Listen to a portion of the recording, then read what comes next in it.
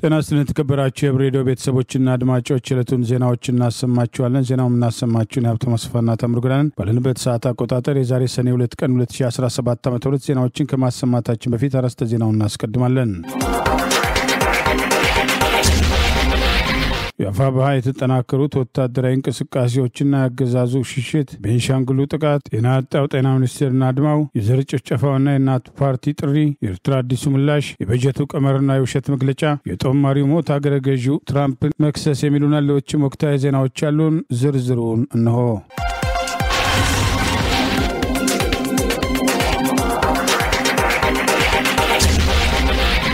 የአማራ ፋኖ ብሔራዊ ኃይል በማቻከል የተሳካ ኦፕሬሽን ማካሄዱን ገለጸ። የአገዛዙን ስልጣን አስጠባቂ ጦር አመራር ጨምሮ 8 የጠላት ኃይል የተደመሰሰ ሲሆን የፋኖን ጥቃት መቋቋም ያቃተው ወራሪ ኃይል ሰላማዊ ሰዎች በግፍ መረሸኑ ተገለጸ። የአማራ ፋኖ ብሔራዊ ኃይል በጎጃም ቀጠና ዛሬ ሰኔ 2 ቀን 2017 ዓ.ም የነበሩ ወታደራዊ ጥቃቶችን አስታኮ ባወጣው መግለጫ በቀጠናው 6ኛው የወፍታዊ ንጉሴ ክፍለ ጦር የማቻከሉ በላይ ዘለቀ ብርጌድ በጠላት ላይ የተሳካ ኦፕሬሽን መስራቱ አስታውቋል። ራሱን መከላከያ ብሎ የሚጠራው አሸባሪ የብልጽግና ሰራዊት ከደብረ ማርቆስ ከተማ ተነስቶ ወደ ደብረ ኤልያስ ሬሽን አቀብሎ ሲመለስ ጀግኖቹ የማቻከል በላይ ዘለቀ ብርጌድ ተወርዋሪ ፋኖች የደብ ወንዝ ላይ ደፈጣ ጥቃት በመሰንዘር ከፍተኛ ጉዳት ማድረሳቸው ተገልጿል። በዚህ ውጊያ የመከላከያ አመራሩን ጨምሮ 8 የጠላት ኃይል ሲደመሰስ ለጊዜው ቁጥሩ ያልታወቀ የጠላት ኃይል ቁስለኛ መሆኑን ይኸው መግለጫ አስታውቋል። የፋኖን ጥቃት መቋቋም ያቃተውና የደረሰበትን ሽንፈት ቀበሌ ያቃተው ወራሪ ኃይል እንደ ልማዱ አንድ መምህር በአሰቃቂ ሁኔታ የረሸነ ሲሆን 3 የአርሶ አደር ከብቶችን በመግደል ገበሬዎችን ጥማድ እንዲፈቱ ማድረጉንም አስታውቋል። በተያያዘ ዜና ዛሬ ሰኔ 2 ቀን 2017 ዓ.ም በሸበል በረንታ ወረዳ የዱሃ ከተማ መሽጎ የሚገኘው የአብይ አገዛዝ ስልጣን አስጠባቂ ጦር ወረጎና አካባቢ ቀበሌ ወይንውሃ ጎጥ ላይ ህዝብ ለማወያየት በነበረበት ወቅት ሽፈራው ገርባው ብርጌድ ያገዛዙን ኃይል በመበተን ከጠዋቱ 3 ሰዓት እስከ ቀኑ 8 ሰዓት ተኩል ድረስ የቆየ ውጊያ በማድረግ ፓትሮሉን ከጥቅም ውጪ ማድረግ መቻሉን 5 ያገዛዙን ኃይል እስከ ወዲያኛው በመሸኘት 8ቱን ማቅሰሉን አስታውቋል። ሽፈራው ገርባ ብርጌድ በሸበል በረንታ ወረዳ ወረጎ ቀበሌ ህዝብ ለማወያየት በመጣው ያገዛዙ ኃይል ላይ በወሰደው በዚህ ድንገተኛ ኦፕሬሽን ጠላት አንገቱን ደፍቶ ያሰበውን ማሳካት አለመቻሉም ተጠቅሷል። ይህ በእንዲህ እንዳለ አገዛዙ ይዋጋልኛል ያለው በአማራ ህዝብ ላይ የከፈተውን ጦርነት ተከትሎ ተቃውሞ ያላቸው የሚሊሻ አባላት ፋኖን መቀላቀላቸው ተገልጿል። የአገዛዙ ሰራዊት መፈራረሱን ተያይዞታል ያለው የአፋብኃ ጎጃም ቀጠና መግለጫ ትናንት ሰኔ 1 ቀን 2017 ከጠላት በመውጣት በቀጠናው የሐዲስ ዓለማየሁ 7ኛው ክፍለ ጦር አብራጂት ብርጌድን 4 ሚሊሻዎች ከነሙሉ ትጥቃቸው መቀላቀላቸው ተገልጿል። በተመሳሳይ ሁኔታ 50 አለቃ አጃናው ሙላ የሚባል የሰላም አስከባሪ ተብሎ ከተሰበሰበው የብርሃኑ ጁላ ጦር ከደብረ ማርቆስ በመውጣት የአፋብኃ በጎጃም ቀጠና የሐዲስ ዓለማየሁ 7ኛው ክፍለ ጦር የቦቀቅላ አባይ ብርጌድን ከነሙሉ ትጥቁ መቀላቀሉም ተገልጿል። በሌላ በኩል ፋኖ በሰራው ልዩ ኦፕሬሽን በለጣ አያሌው የተባለ በእነማይ ወረዳ ብቸና ከተማ 04 ቀበሌ ነዋሪ ባንዳ ግለሰብ በብቸና ከተማ የግል ትጥቅ ይዞ ለአገዛዙ ስርዓት ሲያገለግል የነበረ ሲሆን ግንቦት 30 ቀን 2017 በአባ ኮስትር ብርጌድ ሰርጎ ገቦች አንድ ኮሪያ ክላሽ ከ60 ጥይት ጋር እንደያዘ በቁጥጥር ስር መዋሉ ተገልጿል። ፋኖ ከወታደራዊ እንቅስቃሴዎች ጎን ለጎን ከህዝብ ጋር የሚደረጉ ውይይቶችም ተጠናክረው መቀጠላቸውን በዛሬው መግለጫ አስታውቋል። 6ኛው ቄንጌታ ወፍታዊ ንጉሴ ክፍለ ጦር ህዝብ የማንቃት ስራውን አጠናክሮ የቀጠለ ሲሆን የክፍለ ጦሩ አመራሮች ከታላቁ የደንበጫ ወረዳ ማህበረሰብ ጋር ትላንት ታላቅ ህዝባዊ ውይይት ማድረጋቸውን ጠቅሷል። 7ኛው ሐዲስ ዓለማየሁ ክፍለ ጦር በቦቀቅላ ብርጌድም ማህበረሰቡን ከፋኖ ጋር ሆኖ ትግሉን እየደገፈና ተቋማትን እየጠበቀ እንደሚገኝ የቦቀቅላ ከተማና አካባቢ ማህበረሰብ በተቀናጀ መልኩ የቦቀቅላ የመጀመሪያ ደረጃ ትምህርት ቤት በጋራ በመሆን አጥር ማጠራቸውን ጭምር ጠቅሷል። በዚሁ ቀጠና ራስ ቢትወደድ መንገሻ 5ኛው አትኪም ክፍለ ጦር ነበልባሉ ገረመው ወንዳወቅ ብርጌድ በወቅታዊ ሀገራዊ ጉዳዮች ላይ ከእንዝግድም ቀጠና ማህበረሰብ ጋር ጥልቅ ውይይት ያደረገ ሲሆን የብርጌዱ አመራሮችና የፖለቲካ መኮንኖችም በንዝግድም ቀጠና ተገኝተው በወቅታዊ ሀገራዊ ጉዳዮች ዙሪያ ትምህርት መስጠታቸውን አገዛዙ ማሳችንን የጦር ምሽግ አድርጎ መውጫ መግቢያ አሳጥቶን ነበር ያሉት የአካባቢው አርሶ አደሮች አውዳሚው ወራሪ ሰራዊት ከወጣ በኋላ ያገኙት ነጻነት ከእጃችን እንዳይወጣ ጠላትን ተባብረን እንቀብራለን በማለት አቋማቸውን መግለጻቸውን ዛሬ ሰኔ 2 ቀን 2017 ዓ.ም የአማራ ፋኖ ብሔራዊ ኃይል አፋብኃ ከጎጃም ቀጠና ባወጣው በዚሁ መግለጫ ጠቅሷል። የቤንሻንጉል ጉሙዝ ክልል ከአዲስ አበባና ከአጎራባች ክልሎች ጋር የሚያገናኘው መንገድ መፍትሄ እንዲሰጠው በክልሉ የሚንቀሳቀሱ የፖለቲካ ፓርቲዎች ጠየቁ። የፌደራል ፖሊስ ኮሚሽነሩ ግን ኢትዮጵያ ከአሜሪካና ከአውሮፓ ከተሞች የተሻለ የጸጥታ ሁናቴ እያጣጣመች ነው ይላሉ። በአማራና በኦሮሚያ ክልሎች ባለው አለመረጋጋት ምክንያት የክልሉ ነዋሪዎች በየብስ ተንቀሳቅሰው ከክልል ውጪ መሸመትም ሆነ መታከም ተስኗቸው ይገኛል ተብሏል። የቤንሻንጉል ህዝብ ነጻነት ንቅናቄ ሊቀመንበር አቶ አብዱል ሰላም ሸንገል እንደተናገሩት በወለጋ አድርጎ እስከ አዲስ አበባ የሚዘልቀው ረጅም መንገድ እስካሁን የህዝብ ትራንስፖርት አገልግሎት መስጠትም አልጀመረም ብለዋል። የህዝብ እንደራሴው ምክር ቤት አባልና የባሮ ዲሞክራሲ ፓርቲ ሊቀመንበር የሆኑት ዶክተር መብራቱ ማሲቦ በበኩላቸው የመንገዱ መዘጋት በነዋሪው ላይ ከፍተኛ የኑሮ ጫና መፍጠሩን ገልጸዋል። የቤንሻንጉል ክልል ከ2012 ዓ.ም አካባቢ ጀምሮ በነበረው የጸጥታ ችግር የትራንስፖርት እንቅስቃሴም የተገደበ መሆኑን የክልሉ አጎራባች በሆኑት በአማራም ይሁን በኦሮሚያ ክልሎች በኩል ወደ አዲስ አበባ መምጣትም እንደማይቻልም ተናግረዋል። የፋብሪካ ውጤቶች ከአዲስ አበባ ወደ ክልሉ ስለማይገቡ ከዛም ወደ አዲስ አበባ ገበያ የሚመጡ የግብርና ምርቶች እንዲሁም ማምጣት ስላልተቻለ አርሶ አደሩ ተጠቃሚ መሆን አልተቻለም ተብሏል።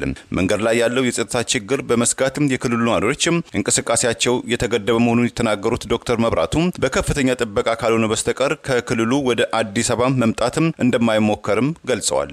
ለተነሳው ጥያቄም የክልሉ መንግስት ምን እየሰራ ይገኛል የሚለውን ጥያቄም እስካሁን ምላሽ አልተሰጠም። ይበዚህ እንዳለ የኢትዮጵያ ፌደራል ፖሊስ ኮሚሽን ኮሚሽነር ደመላሽ ገብረ ሚካኤል በቅርቡ ከአንድ የመንግስታዊ መገናኛ ብዙሃን ጋር ባደረጉት ቃለ ምልልስ የኢትዮጵያ የጸጥታ ሁኔታ በከፍተኛ ደረጃም ተሻሽሏል፣ የፌደራል ፖሊስ በሁሉም የኢትዮጵያ ጠረፎች የህዝቡን ሰላምና ደህንነትን እያረጋገጠም ይገኛል፣ ኢትዮጵያ ከኒውዮርክ ከፓሪስ በተሻለ ወንጀል በአነስተኛ ደረጃ የሚታይባትም አገር ሆናለችም ብለዋል።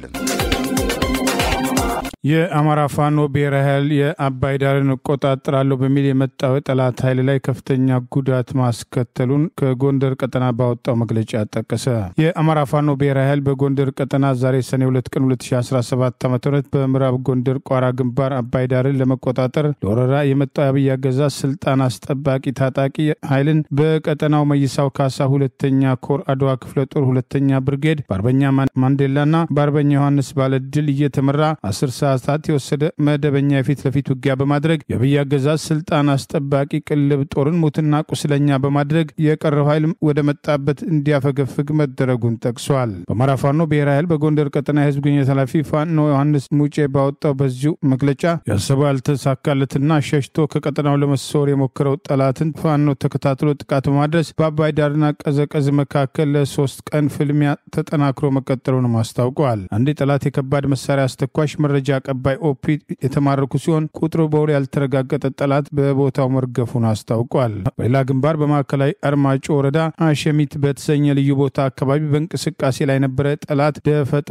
ጥቃት ተሰንዝሮበት ጉዳት ማስከተሉን የደጃዝማች 4ኛ ኮር የጎቤ ክፍለ ጦር የክርስቲያን ታደለ ብርጌድ በወሰዱት በዚህ የደፈጣ ጥቃት 10 የጠላት ኃይል ሲደመሰስ 5 ማቁሰሉን አስታውቋል። ቃል አቀባዩ ያይዞም በሌላ ግንባር የዳግማዊ ቴዎድሮስ 5ኛው ኮር የጥቁር አንበሳ ክፍለ ጦር የጽናት ብርጌድ በበለሳ ራሱን መከላከያ ብለው የሚጠራ አብይ አገዛዝ ስልጣን አስጠባቂ ወራሪ ሰራዊት ላይ ድንገተኛ አደጋ በማድረስ ጠላትን ሙትና ቁስለኛ ማድረጋቸውን በርከት ያለ ነፍስ ወከፍ መሳሪያ መማረክ መቻላቸውንም በዚሁ ዛሬ ሰኔ 2 ቀን 2017 ባወጣው መግለጫ አስታውቋል። በእንዲህ እንዳለ አብይ አገዛዝ በአማራ ህዝብ ላይ የከፈተውን ጦርነት ተከትሎ እስከዛሬ ያላገኘውን ወታደራዊ ድል በቀሩት ቀናት ሰኔ ወር ከገባ በኋላ በተለይም ሰኔ 3 ወይም ከሰኔ 3 በፊትና በኋላ ጀምራለው ባለው ሁሉን አቀፍ ጥቃት ከፍተኛ ጉዳት በማድረስ ወታደራዊ በላይነት እንቆጣጣራለን፣ የፋኖን እንቅስቃሴ ሙሉ ለሙሉ እናዳክማለን በሚል እቅድ አውጥቶ እየተንቀሳቀሰ ሲሆን ለዚህም ያገዛዙ ከፍተኛ ወታደራዊ አዛዦች በቅንጅት ይካሄዳል፣ በአየርና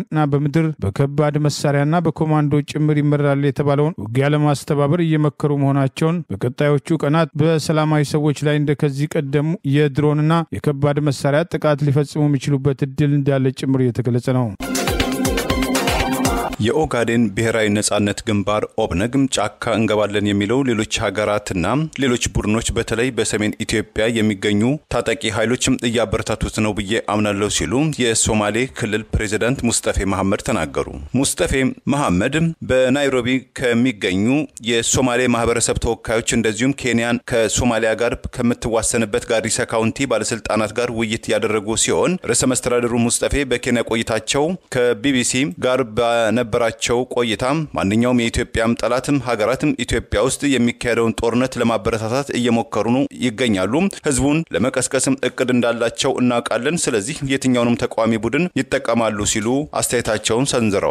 ሶማሌ ክልል ውስጥ ኦብነግን ወደ ጫካም እንዲገባም የሚያስገድድ ነገር የለም ያሉት ሙስጠፌ የሚያስጨንቅ ነገር አይደለም፣ ግን ከመጣም እንዴትም እንደምናስተናግደው እኛ እናውቃለን። በፍጹም የሚያሳስበኝ ነገር የለም። ህዝቡ ይህንን እየፈቀደ አይደለም በማለትም ተናግረዋል።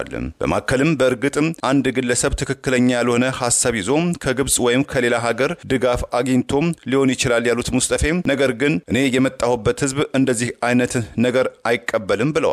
በተጨማሪም አቶ ሙስጠፌ በሶማሊያ ክልል የመገንጠል ስሜት ቀርቷል ማለት ይቻላል ወይ ተብለው ለቀረበላቸው ጥያቄ እኔ ከመጣው በኋላ የሶማሌ ህዝብ ድሮ የነበረበት ስሜት የተቀረፈ በኢትዮጵያዊነቱ እያመነ ነው ብለዋል። በኢትዮጵያም ዊነቱም ሲያምን ደግሞ የይስሙላም ሳይሆን ከኢትዮጵያዊነት እጠቀማለሁ፣ ሰላም አለኝ፣ ልማትም እየመጣልኝ ነው፣ ውክልናዬም እየተሻሻለ ነው፣ የአገር ባለቤትነቴም እየተረጋገጠ ነው የሚል ስሜት አለው ሲሉም ተደምጠዋል። የበዚህ እንዳለ አቶ ሙስጠፌ በዚሁም ቃለ ምልልሳቸው የቀድሞ የሶማሌ ክልል ፕሬዝዳንት አቶ አብዲ መሐመድ ዑመር ወይም አቶ አብዲ ኢሌ ከ6 ዓመታት እስራት በኋላ ባለፈው ዓመት መለቀቃቸውን እንዴትም ተመለከቱት የሚል ጥያቄም ቀርቦላቸው ነበር። ፕሬዝዳንት ሙስጠፌም ሲመልሱ አብዲ ኢሌ የታሰሩት በፌደራል መንግስቱ ነው፣ የተፈቱትም በፌደራል መንግስቱም ትዕዛዝ ቢሆንም በመፈታታቸው ትክክል ነው ብዬ አላምንም። ይሁን እንጂ በአገራችን በአሁኑ ወቅት ዘርፈ ብዙ ፖለቲካዊ ችግሮች ስላሉ ባለፈው ጉዳይ ላይ ማተኮር ተገቢ አይመስለኝም በማለትም ዝርዝር ማብራሪያም ከመስጠትም ተቆጥበዋል። የጤና ባለሙያዎች ንቅናቄን ጥያቄ ወደ ጎን ያደረገው አገዛዝ በእስር ላይ የሚገኙ የጤና ባለሙያዎችን በፈጠራ ወንጀል ዛሬም ጊዜ ቀጠሮ ተጨማሪ ጊዜ ጠይቆባቸው ተፈቅዶለታል። የተንጠባጠቡ ወደ ስራ የሚመለሱ የጤና ባለሙያዎች መሰረታዊ ጥያቄዎቻቸው እስካልተመለሰ ድረስ ችግሩ እንደማይፈታ አውቀው ጸንተው እንዲቆሙ ጥሪ እየቀረበ ነው። የኢትዮጵያ ጤና ባለሙያዎች ንቅናቄ የጤና ሚኒስቴር ክህደትን ተከትሎ ከዛሬ ጀምሮ ወደ ስራ እንመለሳለን ብሎ አስቀድሞ ያቀረበውን ጥሪ በመሰረት የስራ ማቆም አድማው ተጠናክሮ እንደሚቀጥል ጥያቄያቸው ተቀባይነት እስካላገኘ የታሰሩት እስካልተፈቱ ድረስ ተጨማሪ ማብራሪያ እስኪሰጥ ድረስ የስራ ማቆም አድማው ይቀጥላል የተባለ ቢሆንም አስቀድሞ የቀረበውን መግለጫ መሰረት ማድረግ አንዳንዶች ዛሬ እየተንጠባጠቡ ለመመለስ ቢሞክሩም የጠበቃቸው ግን የተበላሸው ስርዓት እነሱን ማጥቂያና ማሳደጃ መሆኑ ተጠናክሮ መቀጠሉን በመሆኑ ጸንቶ በመቆም በጋራ ጥያቄያቸው እስኪመለስ እንዲቆሙ ጥሪ እየቀረበ ይገኛል። በሌላ በኩል አገዛዙ በተለያዩ ቦታዎች ያሰራቸው የጤና ባለሙያዎች መካከል በአዲስ አበባ በስር ላይ የሚገኙት እነ ዶክተር ነብዩ ኤልያስ 11 የጤና ባለሙያዎች የፌዴራል መጀመሪያ ደረጃ ፍርድ ቤት አራዳ ምድብ ጊዜ ቀጠሮ ችሎት ዛሬ ሰኔ 2 ቀን 2017 የቀረቡ ሲሆን የዋስትና መብታቸው ይከበራል በሚል ተስፋ ችሎት የተገኙ በርካታ ጓዶቻቸው ችሎቱ ተጨማሪ የምርመራ ጊዜ በሚል የፖሊስን የፈጠራ ወንጀል መሰረት በማድረግ 8 ቀናት በመፍቀድ ለሰኔ 10 ቀን 2017 ያገዛዙ አፈቁንጮ አብይ አህመድ ሰሞኑን ደሞዝ እኔም ጭማሪ ፈልጋለሁ በሚል የደሞዝ ጥያቄውን ያጣጣለበትን እርምጃ ተከትሎ ህዝቡ በተለያዩ መንገዶች ተቃውሞን የገለጸ ሲሆን የሀገር ሀብት ዘርፎን እንደልቡ የሚተዳደር ባለስልጣንና በሚሰጣቸው ደሞዝ መከራቸውን የሚያዩ የጤና ባለሙያዎች እኩል የሚታዩበት ሀገር አገዛዙ ለጦር መሳሪያና ለብልጭልጭ ፕሮጀክቶች የሚያወጣው ገንዘብ ካለው ለምን ለጤና ባለሙያዎች አይጨምርም የሚሉ ጥያቄዎች ያገዛዙን ጭምር መጠነኛ ትችት እየሰጡ የሚደግፉ አንድ አዲስ አበባ ገዢ ብልጽግና ፓርቲን በመወከል የምክር ቤት አባል የሆኑት ዶክተር ሲሳይ መንግስቴ ጭምር አስተያየታቸውን ሲሰጡ ተስተውለዋል። የጤና ባለሙያዎች ንቅናቄ ያነሳቸውን ፍትሃዊ ጥያቄዎች በጉልበት ለማፈን እየተደረገ ያለው እንቅስቃሴ ውጤት እንደማያመጣ ይልቁኑ የጤና ባለሙያነት ለህዝብ የሚሰጥ አገልግሎትና ከፍተኛ መስዋዕትነትና ታማኝነት የሚጠይቅ ሲሆን ዛሬ የጤና ባለሙያውን በዚህ ደረጃ በአገዛዙ እንዲዋረድ ማድረግ ለጥያቄው ምላሽ ያለመስጠትና የጉልበት እርምጃዎች ቀጣዩን ትውልድ ጭምር የጤና ሙያን መርጦ ለመሰልጠን ፍላጎት እንዲያጣ ወላጆችም ልጆቻቸው በሕክምና ሕክምና ሙያ ውስጥ እንዳይሳተፉ ጫና የሚፈጥርና የተቃወሰውን የአገሪቱን የጤና ስርዓት የበለጠ የሚያበላሽ ለጉንፋን ዱባይ የሚሄዱ የአገሪቱ ባለስልጣናት የህዝቡን የጤና ስርዓት ወደ ከፋ አጣብቂኝ ውስጥ እያስገቡት ነው የሚሉ ወቀሳዎችም ተከትለው ቀርበዋል። በሌላ በኩል በአገዛዙ ቁጥጥር ስር ያለው የኢትዮጵያ ሰብአዊ መብቶች ኮሚሽን የይስሙላ መግለጫ ያወጣ ሲሆን በቁጥጥር ስር የሚገኙ የጤና ባለሙያዎች የመብት ጥሰት እንዳይፈጸምባቸው ክትትል አደርጋለሁ በሚል የማዘናጊያ አስተያየት ለመገናኛ ብዙሃን ሰጥቷል።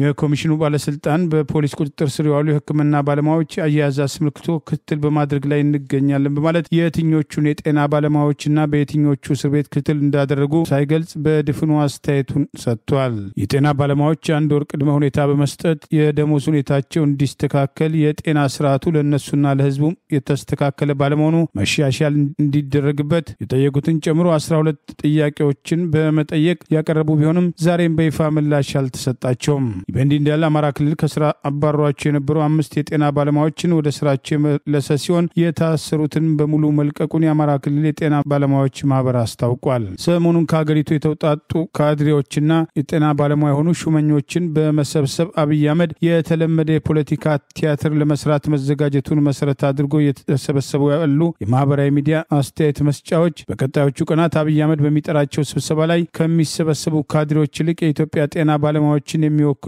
መሪዎች ካልተሳተፉ በስተቀር እምነት እንደሌላቸው 94 በመቶ የሚሆኑት አስተያየታቸውን የሰጡ ሲሆን የሚመረጡት ካድሬዎች ይወክሉናል ያሉ 6 በመቶ ብቻ መሆናቸውን የጤና ባለሙያዎች ንቅናቄ ማህበራዊ ገጽ ላይ በወጣው አስተያየት ሰፍሯል። እናት ፓርቲ በኦሮሚያ አርሲ ዞን የካህንና ምዕመኑ ግድያ የዘር ተኮር ጭፍጨፋ ፕሮጀክት አካል ነው ሲል ዛሬ በመግለጫ ድርጊቱን አወገዘ።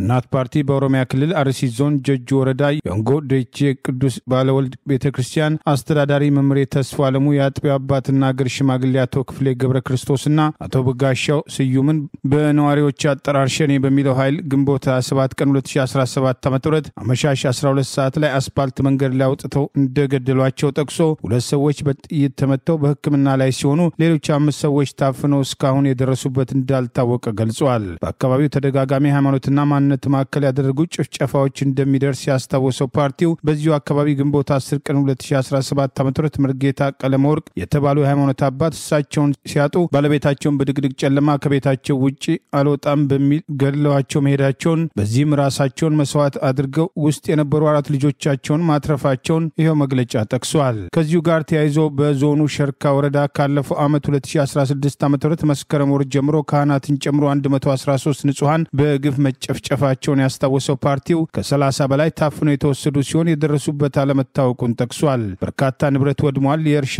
ከብቶች የሆኑ ከ80 በላይ ጥማድ ተዘርፏል። ሃይማኖቱን ለይተው ነው ጭፍጨፋ የተካሄደው። አሁን አካባቢው ትንሽ ሰላም ቢመስልም ሞት ያንዣበበበት ነው በማለት የአካባቢው ነዋሪዎች በስጋት መናገራቸውን ጠቅሷል። እንደ ብዙ አካባቢዎች ሁሉ አርሲ ዞን የእልቂት ምድር ከሆነ ሰነባብቷል ያለው የፓርቲው መግለጫ የመንግስትንም የሚዲያንም ትኩረት የተነፈገው አካባቢ በነጋ ቁጥር አዲስ እልቂት እያዋለደ ቀጥሏል። የክልሉ ባለስልጣናትም አፋጣኝና ዘላቂ መፍትሄ ከማበጀት ይልቅ ቅንጅት ባለው አኳኋን ሞቱ እንዳይነገር ከፍተኛ ርብርብ ያደርጋሉ ሲል ወቅሷል። እናት ፓርቲ በእምነት ስም በአካባቢ የሚፈጸመው ጭፍጨፋ ሃይማኖትና ማንነትን ማዕከል ያደረገ የተቀናጀ ዘር ማሳሳት ጭፍጨፋ አካል መሆኑን ጠቅሶ ይህም ቢዘገይ እንጂ አንድ ቀን ዓለም አቀፍ የህግ ተጠያቂነት ጭምር ማስከተሉ አይቀሬ ነው ሲል ጠቅሷል። ፓርቲው ለሞቱት ልባዊ ሐዘኑን ገልጾ ለቤተሰቦቻቸው መጽናናት እንመኛለን። በዚሁ አጋጣሚ ታፍነው የተወሰዱ ንጹሃን ያለምንም ቅድመ ሁኔታ እንዲፈቱ በማለት ዛሬ ሰኔ 2 ቀን 2017 ዓ.ም እናት ፓርቲ ባወጣው በዚሁ መግለጫ አስታውቋል። ይህ በእንዲህ እንዳለ በተጠቀሰው ቦታ ላይ ሰሞኑን የኦርቶዶክስ እምነት ተከታዮችና የሃይማኖት አባቶች ላይ ያነጣጠረ ጥቃት ተፈጽሞ የሰው ሕይወት መጥፋቱን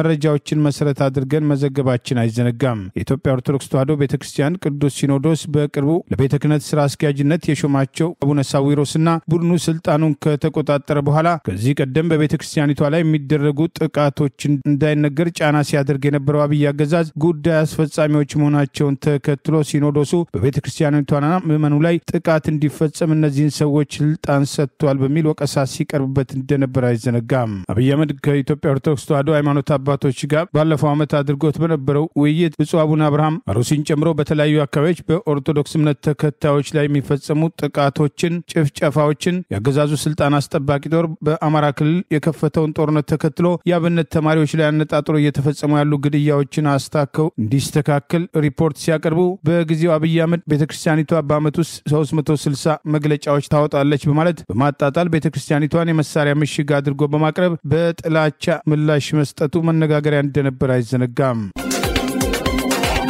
የኤርትራ መንግስትም የኦሮሞ ህዝብ ለግማሽ ክፍለ ዘመናት ለነበረው የመብትን ጥያቄ ድጋፍ ሲሰጥ ነበርም ሲል አቋሙን ገለጸ። የኤርትራው የማስታወቂያ ሚኒስትር አቶ የማነ ገብረ መስቀል በቅርቡ ፕሬዝዳንት ኢሳያስ አፈወርቂ በኤርትራም 34ኛው የነጻነት በዓል ላይ ያሰሙትን ንግግር ተከትሎ ኦሮሞማ የሚለውን አባባላቸውን 85 የኦሮሞ ምሁራኖችና ፕሮፌሽናሎች ለፕሬዝዳንት ኢሳያስ አፈወርቂ ይድረስልን በማለት በጻፉት ባለፈው ሰኔ ወይም ጁን 5 2025 የተላከ የቅሬታ ደብዳቤ አቶ የማነ ምላሽ ሰጥተዋል። የማስታወቂያ ሚኒስትሩ አቶ የማነ ዛሬ ባስተላለፉት መልእክታቸው 85 የኦሮሞ ብሔር ምሁራኖችና ፕሮፌሽናሎች የላኩት የተቃውሞ ደብዳቤ ስህተት በእውነት ላይ ያልተመሰረተም ጸረ ኤርትራም አንድምታ እንዳለው የኤርትራ መንግስትም ቅሬታ ካሰሙት የኦሮሞ ምሁራኖች ጋርም ፊት ለፊት መነጋገር እንደሚሻም የመንግስታቸውን አቋምም ገልጸዋል። የኤርትራው የማስታወቂያ ሚኒስትር በዚሁ መልእክታቸው ፕሬዝዳንት ኢሳያስ አፈወርቂ በቅርቡ ኦሮሞማ የሚል ቃል የተጠቀሙት ከጥቂት ዓመታት ወዲህ ብቅ ያሉና የኦሮሞ ህዝብን አይወክሉም ያሏቸው አመለካከትም አራማጆችን እንጂ የኤርትራ መንግስት ለኦሮሞ ህዝብ ያለው ክብር አይነጥፍም። ኤርትራም ለኦሮሞ ህዝብና ባህል ከፍተኛ ክብር ትሰጣለች። ኤርትራም ለኢትዮጵያ ህዝብ በተለይ ከግማሽ ክፍለ ዘመን የኦሮሞ ህዝብ ያደረገውን የመሰረታዊ መብት ጥያቄዎችም ትግሎችን ድጋፍ መስጠቷም አይዘነጋም ብለዋል።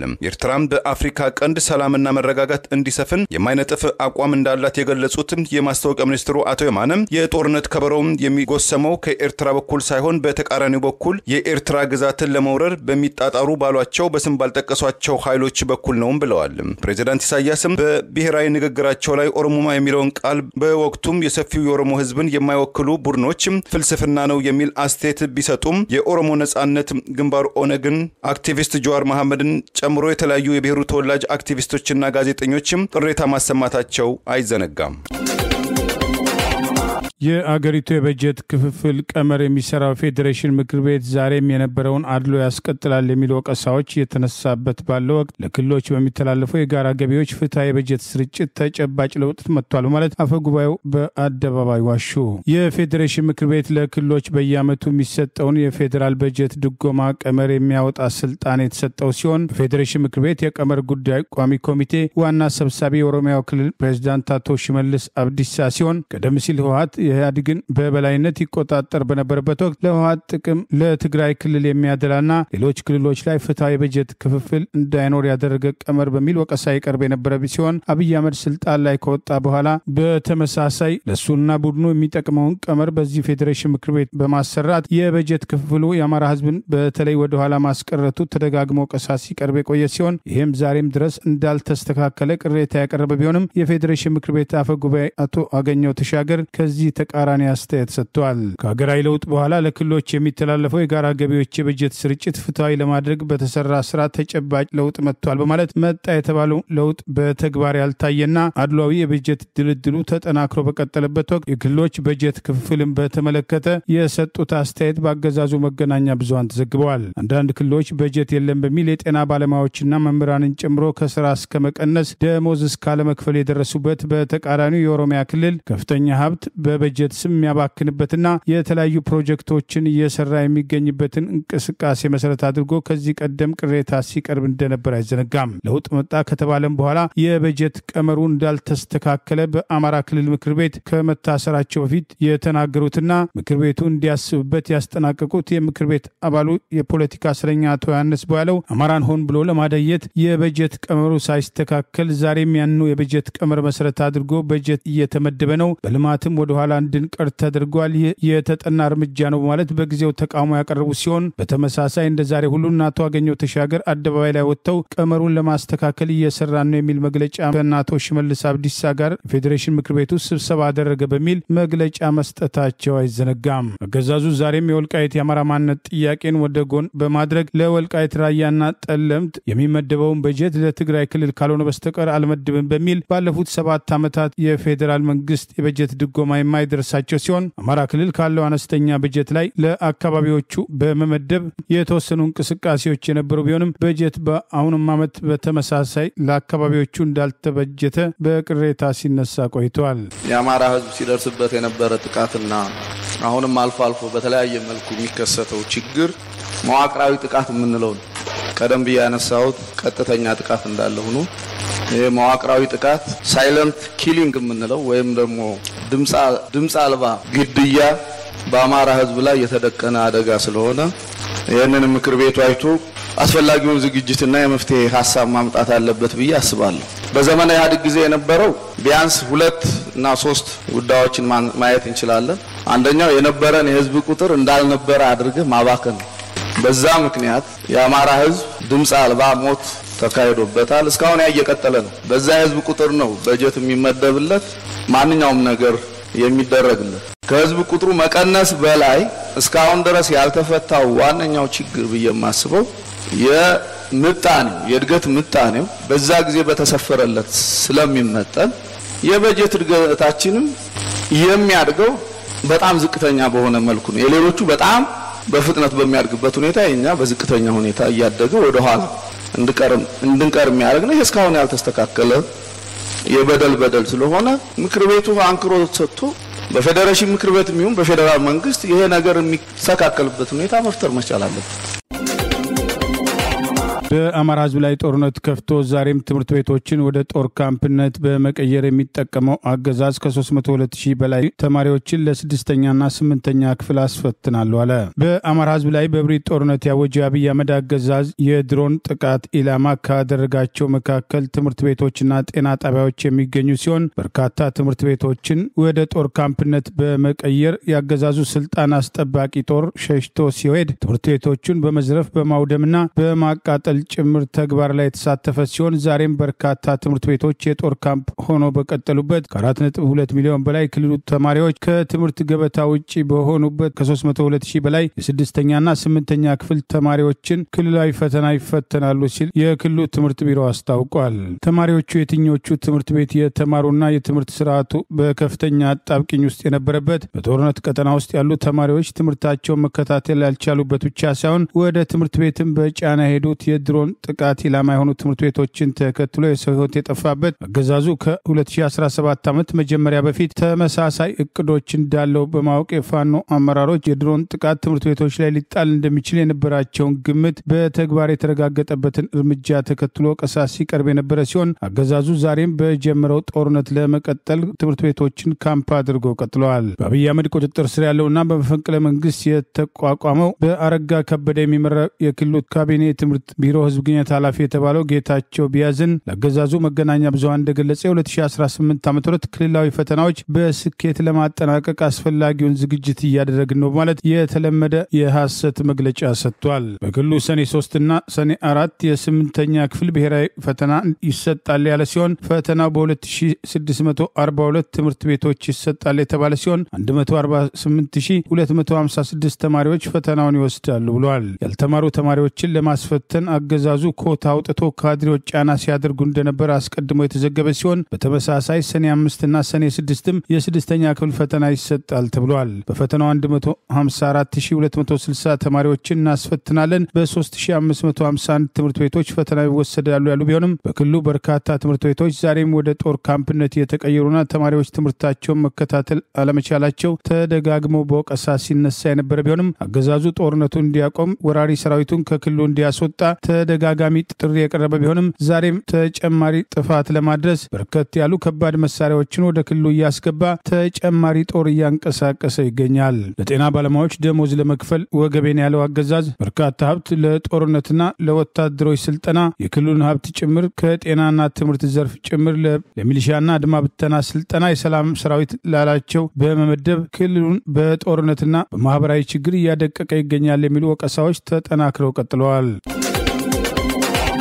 በአሜሪካው ካሊፎርኒያ ግዛት ሀገረ ገዢው ጌቪን ኒውስመን ፕሬዚዳንት ዶናልድ ትራምፕ ያለ ግዛቲቱ ፍቃድ የፌደራል ወታደሮችን ወደ ሎስ አንጀለስ ከተማ በመላካቸው ሀገረ ገዢው በትራምፕ ላይ ክስ ሊመሰርቱ ማቀዳቸውን ተናገሩ። ሀገረ ገዢው ኒውስመን በትላንትናው ዕለት ከኤምኤስኤንቢሲ ቴሌቪዥን ጋር ባደረጉት ቃለ ምልልስ በካሊፎርኒያ ግዛት የምትገኘው ሎስ አንጀለስ ከተማ የፌደራል የኢሚግሬሽንና የጉምሩክ ሰራተኞች በእንግሊዝኛው ምህጻረ ቃል ICE ሰሞኑን እያካሄዱ ባሉት ህጋዊ ሰነድ አልባን ስደተኞችን በገፍ የማሰር ዘመቻ የተቃወሙ ነዋሪዎች ከጸጥታ ኃይሎች ጋር መጋጨታቸውን ተከትሎ ፕሬዚዳንት ዶናልድ ትራምፕ ያለ ካሊፎርኒያ ግዛት መሪዎች ምክክርና ፍቃድ ወደ 300 የሚጠጉ የብሔራዊ ጥበቃዎችን ወደ ሎስ አንጀለስ ከተማ ማሰማራታቸው ህገወጥና ኢሞራላዊ ነው ብለውታል።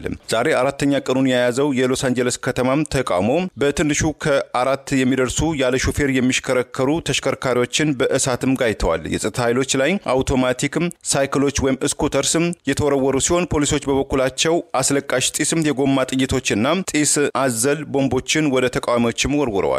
በሎስ አንጀለስ ከተማ የሚገኙ የጸጥታ ኃይሎችና ባለስልጣናት ጋር በትላንትናው ዕለት ውይይት ያደረጉት ሀገረ ገዢው ጌቪን ኒውሰም ለሎስ አንጀለስ ከተማ ነዋሪዎች ዶናልድ ትራምፕ አመጻና ሁከት እንዲቀሰቀስም ጥረት እያደረጉ በመሆናቸው ነዋሪዎች በተቻላችሁ መጠን አምባገነን ላሏቸው ፕሬዚዳንት ዶናልድ ትራምፕ መሳሪያ እንዳትሆኑ ነገሮችን በእርጋታና በጽሞና እንድትከታተሉ አሳስባለሁ ብለዋል። የአሜሪካ መከላከያ ተቋም ኮማንደር ኢን ቺፍ የሆኑት ፕሬዚዳንት ዶናልድ ትራምፕ የመከላከያ ሰራዊታቸውን ወደ ሎስ አንጀለስ ከተማ ከመላካቸው በፊት ሀገረ ገዢው ጌቪን ጋር ባለፈው አርብ በነበራቸው የስልክ ውይይት ፕሬዚዳንት ዶናልድ ትራምፕ ሰራዊት ወደ ሎስ አንጀለስ ስለመላክ ሐሳብ እንዳልነበራቸው የገለጹት ሀገረ ገዢው ትራምፕ ማለት ነጭ ዋሾ ናቸው ሲሉም ወርፈዋቸዋል። የዋይት ሃውስም ቃል አቀባዩ አቢጌል ጃክሰን በበኩላቸው ሀገረ ገዢው ከፕሬዚዳንት ዶናልድ ትራምፕ ጋር ከመነጋገራቸው በፊት በሎስ አንጀለስ ከተማ ሰላም እንዳለ መናገራቸው አይን ያወጣም ቅጥፈት ነው በማለትም አጣጥለውታል። እስካሁን ድረስም ከ100 በላይ ሰዎችና የሙያ መሪዎች በቁጥጥር ስር የዋሉ ሲሆን ፖሊስም ሰልፎችን ህገወጥ ሲል ዜጎችን አስጠንቅቋል። በአሜሪካ ታሪክ የፌደራል መከላከያ ሰራዊት ያለ ግዛቲቱ ፍቃድ ጣልቃ የገባው እንደ ፈረንጆቹ አቆጣጠር በ1965 ዓ.ም በፕሬዚዳንት ሊንደን ጆንሰን ዘመን በአላማ ግዛት ተቀስቅሶ በነበረው የሰብአዊ መብት ተቃውሞ እንደነበረ መረጃዎች ይገልጻሉ።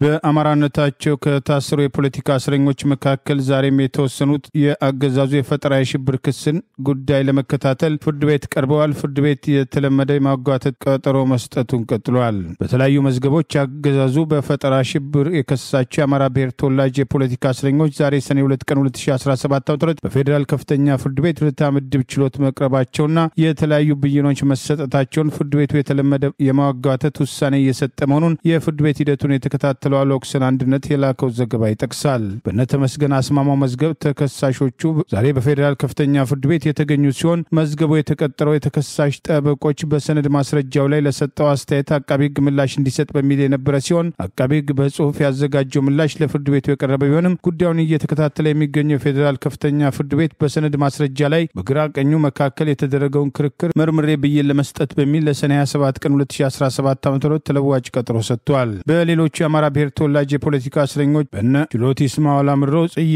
ሃና ሀብተ ማርያም ላቀው ሞገስና ሀብታሙ ፈንታው ከቅሊንጦ ማረሚያ ቤት በቀጠሯቸው መሰረት ፍርድ ቤት የተገኙ ሲሆን መዝገቡ የተቀጠረው ጠፍቶ ከርሞ በቅርቡ ተገኝቷል በተባለው የሲዲ ማስረጃ ላይ ጠበቃ አስተያየት እንዲሰጥበት በሚል ነበር። በለቱ ጠበቃው የሲዲ ማስረጃውን በተመለከተ አስተያየቱን ለፍርድ ቤት በጽሁፍ ማስገባቱን የጠቀሰ ሲሆን አቃቤ ሕግ በሲዲ ማስረጃው ላይ አስተያየት እንዲሰጥበት ማለት ለሰኔ 16 ቀን 2017 ተለዋጭ ቀጠሮ ተሰጥቷል። በሌሎች የፖለቲካ እስረኞች ጋዜጠኛ ሀብታሙ መሐመድ፣ ዳንኤል ደመቀ፣ ማቱሳላ መኮንና በፍቃዱ ጅኑ ከቅሊንጦ ማረሚያ ቤት የተገኙ ሲሆን መዝገቡ የተቀጠረው በሰነድ ማስረጃ ላይ መርምሬ ብይን እሰጣለሁ ያለው ችሎት ፍርድ ቤቱ ጉዳዩን አላየሁትም በሚል ለሰኔ 18 ቀን 2017 ዓ.ም ተለዋጭ ቀጠሮ ሰጥቷል። አገዛዙ በአማራ ህዝብ ላይ ቀጥታ ጦርነት ካወጀ በኋላ በአማራ ማንነታቸው ሳቢያ ከተለያዩ ቦታዎች እያፈነ ያሰራቸውን የአማራ ብሔር ተወላጅ ጋዜጠኞች፣ ማህበራዊ አንቂዎች፣ ሌላው ቀርቶ ፖለቲካ ተሳትፎ የሌላቸውን በማንነታቸው ሳቢያ በማሰር የፈጠራ የሽብር ክስ በበርካታ መዝገቦች ማቅረብ ከሚታወቁት ቃሊቲና ቅሊንጦ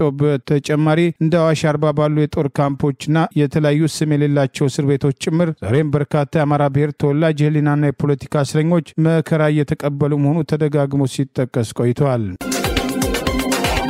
ኬንያዊው መምህርና ጦማሪ በእስር ቤት ውስጥ መሞቱ አገር አቀፍን ቁጣ ቀሰቀሰ። በጉዳዩ የተጠረጠሩ የፖሊስ አባላትም ከስራቸው ተገለሉ። አልበርት ኦዋንግ የተባለ የ31 ዓመት መምህርና ጦማሪ በማህበራዊ ትስስር ገጹ መልካም ስምን አጉድፈሃል ተብሎ ባለፈው አርብ ፖሊስ ቁጥጥር ስር ውሎም ከመኖሪያ ከተማው ከምዕራብ ኬንያ ቪክቶሪያ ሃይቅ ከ350 ኪሎ ሜትር ርቀት በላይ ወደ ኬንያ ዋና ከተማ እንዲጋዝም ተደርጓል። ጦማሪው አልበርት በእስር ቤት ቆይታው በጭንቅላቱ ላይ ከፍተኛ ጉዳት ደርሶበት ህይወቱ ማለፉ የናይሮቢ መገናኛ ብዙሃን ዘግበዋል። አንዳንድ የፖሊስ ምንጮችም ጦማሪው የሞተው ጭንቅላቱን ከግድግዳ ጋር በተደጋጋሚ በማላጋቱም ከደረሰበት ጉዳት ራሱን መሳቱን የተመለከቱ በቅኝት ላይ የነበሩ የእስር ቤት ጠባቂዎች ወደ አቅራቢያው ሆስፒታል ቢወስዱትም በህይወት ማትረፍ አለመቻሉን ገልጸዋል። ይሁን እንጂ በኬንያ የዓለም አቀፉ የሰብአዊ መብት ተሟጋች የአምነስቲ ኢንተርናሽናል ተጠሪ ኤርዋንግ ሆክስተን ጦማሪው አልበርትም ከጅማሬው በአካባቢው ፖሊስ ጣቢያ መታሰር ሲገባው ለምን ወደ ናይሮቢ ተወሰደ የሚለው ጉዳይ አነጋጋሪ ነው። ሲቀጥል በናይሮቢ እስር ቤት ውስጥ ምን አይነት እንክብካቤ ተደረገለት የሚለው ጥያቄ መመለስ አለበት። በገለልተኛ ወገን ድርጊቱ ሊመረመር ይገባልም ብለዋል። መምህር ጦማሪው ሮበርት በምን ምክንያት ሞተ የሚለውን ጥያቄ ለመመለስ የአስክሬን ምርመራ ውጤት ዛሬ ለህዝብ ይፋ ይደረጋል ተብሎም ተጠብቋል። የጦማሪው አሟሟትን ተከትሎ በኬንያ ውስጥ የማህበራዊ ሚዲያ ቁጣም የሰብአዊ መብት ተሟጋቾች ብግነትና ተቃውሞም አስነስቷል። የሰብአዊ መብት ተሟጋቾች ይህ አይነቱ እርምጃዎች የመንግስት የጸጥታ ኃይሎች በዲጂታል አክቲቪዝም እና ሐሳብን በነጻ መግለጽ መብት ላይ የቀጠለው ጫናቸው ውጤት ነው በማለትም ኮንነውታል። የኬንያ ፖሊስም በእለቱ በስራ ላይ የነበሩ የፖሊስ አባላትን ለጊዜው ከስራ ገበታቸው እንዲታገዱ ማድረጉን አስታውቋል።